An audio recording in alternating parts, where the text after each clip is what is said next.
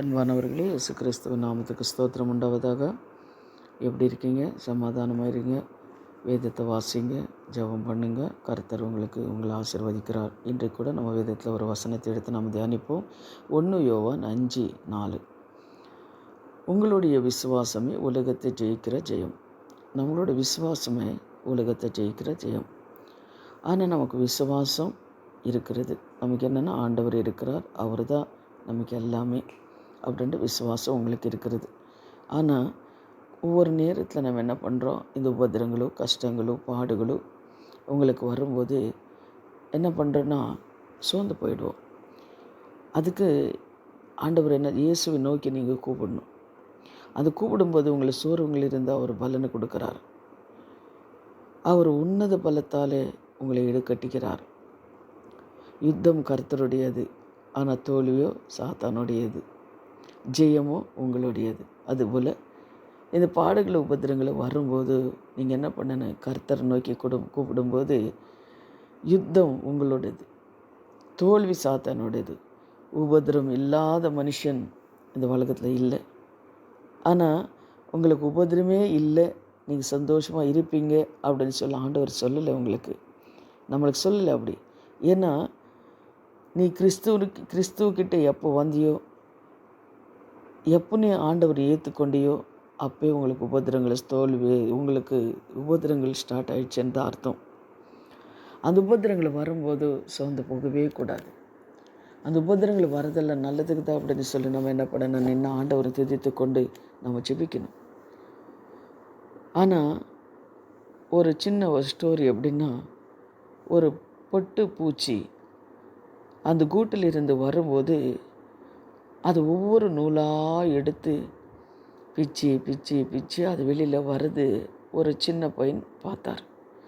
அந்த பையன் என்ன பார்க்குறாரு. அது கஷ்டப்படுறது இந்த பையனால் பார்த்து கொண்டு இருக்க முடியல.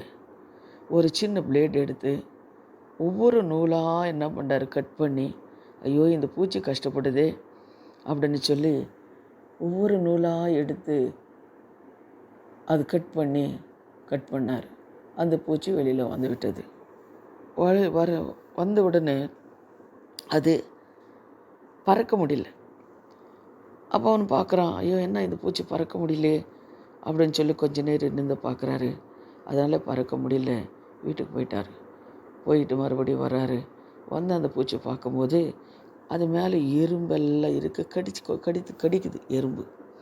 அப்போ வந்து பார்க்குறாரு. அந்த பையனுக்கு ரொம்ப வேதனை வந்து அவங்க அப்பாவுக்கு சொல்கிறார், அப்பா பாருப்பா, இது பூச்சி கஷ்டப்படுதுன்னு சொல்லி நான் உதவி செஞ்சேன், ஆனாலும் எறும்பெல்லாம் கடிக்குதப்பா அப்படின்னு. அப்போ அவர் அப்பா சொன்னார், மகனை என்ன தப்பு செஞ்சிட்டப்பா அப்படின்னு. என்னப்பா நான் தப்பு செஞ்சேன்? ஆமாம், நீ என்ன பண்ணியிருக்கிறேன், அந்த நூல் கட் பண்ணாமல் இருந்திருக்கணும். அது என்ன பண்ணோம், அது ஒவ்வொரு நூலும் கட் பண்ணி கஷ்டப்பட்டு அது வெளியில் வரும்போது அதுக்கு நரம்புகளெல்லாம் அதுக்கு என்ன ஆகுது, பலனை வந்திருக்கும். அது என்ன பண்ணால், அந்த பலனை வரும்போது அது பறந்து போயிருக்கும்.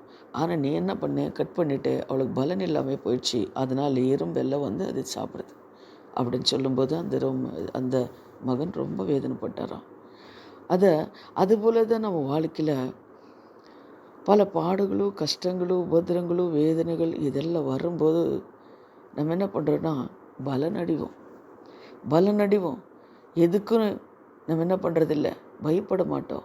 இதெல்லாம் ஒரு சின்ன பாடு, இது சின்ன கஷ்டம். நம்ம வாழ்க்கையில் எவ்வளோ கஷ்டங்களை நான் அனுபவிச்சுட்டேன் அப்படின்னு சொல்லி உங்களுக்கு ஒரு தைரியம் வரும்.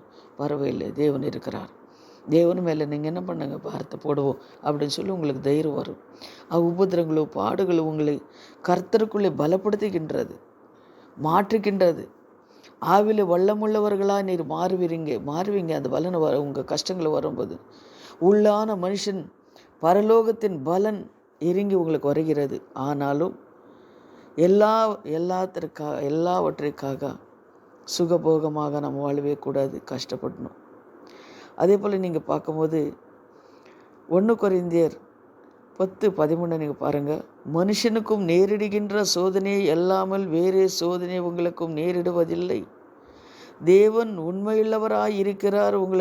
உங்களை திராணிக்கு மேலாக நீங்கள் சோதிக்கப்படுவதற்கு அவர் இடம் கொடாமல் சோதனையை தக்கதாக சோதனையுடனே கூட அதற்கு தப்பித்து கொள்ளும்படியாக போக்கையும் உண்டு பண்ணினார் அப்படின்னு சொல்லி நாம் பார்க்குறோம்.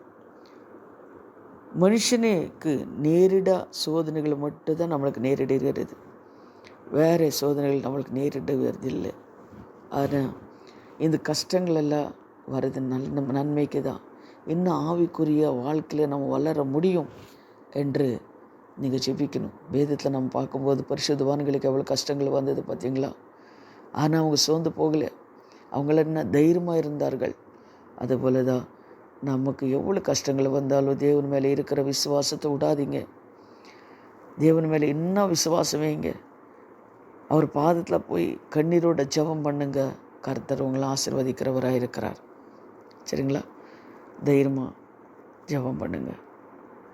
பரலோக தேவனுக்கு முன்பாக எங்கள் வார்த்தை கேட்குற ஒவ்வொரு பிள்ளைங்களை கைகளை எடுத்து சொல்லுங்கள். பரலோக தேவனை பார்த்து, தேவனே, இந்த கஷ்டங்களுக்கு தாங்குகிற பலத்தை தேவனீர் எங்களுக்கு கொடுக்குறீர். திராணிக்கு மேலாக சோதிக்க மாட்டேன்னு சொல்லியிருக்கிறீங்க ஆண்டவரே. இப்படிப்பட்ட சோதனைகள் எல்லாம் எங்களுக்கு இருக்கிறதப்பா. இதிலிருந்து என் தேவன் விடுதலை கொடுப்பீரன்னு நான் விசுவாசிக்கிறேன். என் தேவன் ஜீவிக்கிறவர் கர்த்தாவன்னு சொல்லி ஜெபம் பண்ணுங்க. ஆண்டவரே, எங்களை அதிகமாக நேசிக்கிற பரலோக பிதாவே, இந்த வார்த்தைகளை கேட்குற ஒவ்வொரு பிள்ளைங்களும் உங்கள் பாதப்பள்ளியில் ஒப்பு கொடுக்குறேன் சுவாமி. அவங்க தேவைகள் எல்லாம் நீ சந்திக்கிறேன் சுவாமி. என்ன நீர் அவங்கள பலப்படுத்துங்கப்பா. அவங்க தேவைகளை சந்திங்க. அவங்க போகத்தையும் வரத்தையும் அவங்க செய்கிற வேலைகளையும் ஆண்டவரே ஸ்தோத்திரம். நீர் கர்த்தாவே பாருங்கள். அவங்க குடும்ப தேவைகள் என்னான்னு தெரியல சுவாமி. என் தேவைகள் எல்லாம் தேவனை சந்திங்க. இயேசுவின் நாமத்தினாலே பிதாவே, ஆமேன், ஆமேன். தைரியமாக இருங்க. கர்த்தர் உங்களை ஆசீர்வதிப்பார்.